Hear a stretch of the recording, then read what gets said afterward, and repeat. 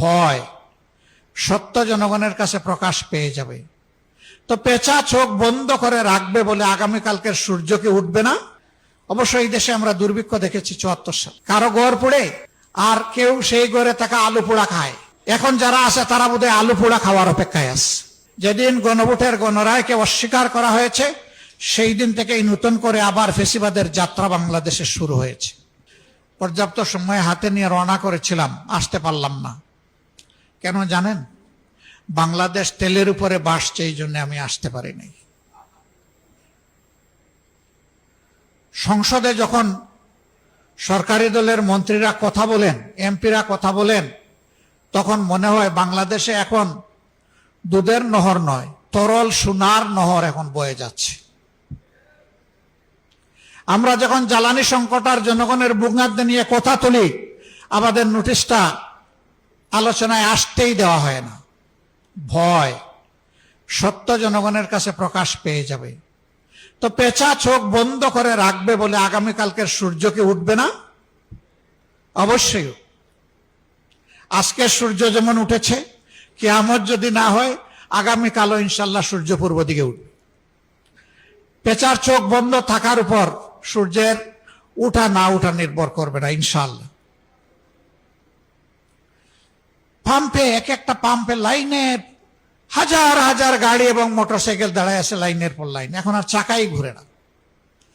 সেদিন দেখলাম যে একটা গাড়ি তেল নাই, এখন গাড়ি সারা আবার তেলও দিবে না, এই জন্য গাড়ির সামনে গরুর গাড়ি দিয়ে গাড়ি টানতেছে।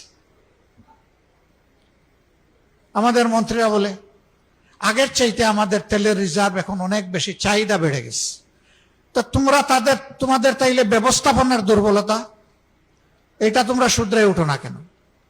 জনগণকে কেন ভোগান্তি করছো? আজকে সেই গাড়ির চাপে পড়ে আমার গাড়িরও তেল প্রায় শেষ হয়ে যাওয়ার উপক্রম। 1 ঘন্টার মতো এই রাস্তায় কাটাই দিলাম, একদিকে তেল পাই না, আরেকদিকে তেল যা আছে ওই তেল না পাওয়া ভাইদের কষ্টের কারণে এই তেলও শেষ। শুধু কি গাড়ির তেল? কৃষি নির্ভর একটা দেশে এই মৌসুমে খামারিরা হা করে চেয়ে আছে, তাদের ফসলে সেচ করবে, পানি দিবে, নাই। আবার এখন ওই কুলাইয়েতেও আবার তেল দেয় না, ডিজেল দেয় না, বলে যে না আপনি কার্ড নিয়ে আসেন। সে কার্ড আনবে কিভাবে? এখন তাইলে পাম্পগুলো অটোমেটিক্যালি বন্ধ হয়ে যাবে। এর কৌফল হিসাবে আগামী মৌসুমে আমাদের খাদ্য উৎপাদন মারাত্মক ব্যাহত হবে এবং খাদ্য ঘাটতিতে বাংলাদেশ পড়বে। অবশ্য এই দেশে আমরা দুর্ভিক্ষ দেখেছি 74 সাল, কারো গড় পড়ে আর কেউ সেই গড়ে থাকা আলু পোড়া খায়। এখন যারা আছে তারা বোধহয় আলু পোড়া খাওয়ার অপেক্ষায় আছে। আল্লাহ তাআলা এই জাতিকে হেফাজত করুন। আমরা জনগণকে কথা দিচ্ছি, আমরা 77 জন যারা আপনাদের হয়ে সংসদের ভিতরে ঢুকেছি, আমরা 77 জন 18 কোটি মানুষকেও পাহারা দেব। আর সংসদের ভিতরে জাতির কপাল নিয়ে কেউ ডাকাতি বা সিনিমিনি করতে না পারে তারও পাহারা দেব ইনশাআল্লাহ। আপনারা দোয়া করবেন। আমরা কোনো অন্যায়ের কাছে মাথা উন্নত করব না এবং অন্যায়ের ব্যাপারে ছাড়ও দেব না। আমাদের পলিসি স্পষ্ট, ন্যায় কাজে সহযোগিতা সমর্থন, অন্যায়ের বিরুদ্ধে প্রতিবাদ এবং প্রতিরোধ, সেই দেয়াল আমরা তুলে রাখবো ইনশাআল্লাহ। আল্লাহ বাংলাদেশকে নব্য ফেসিবাদের হাত থেকে মুক্ত করার ব্যবস্থা করে দিন।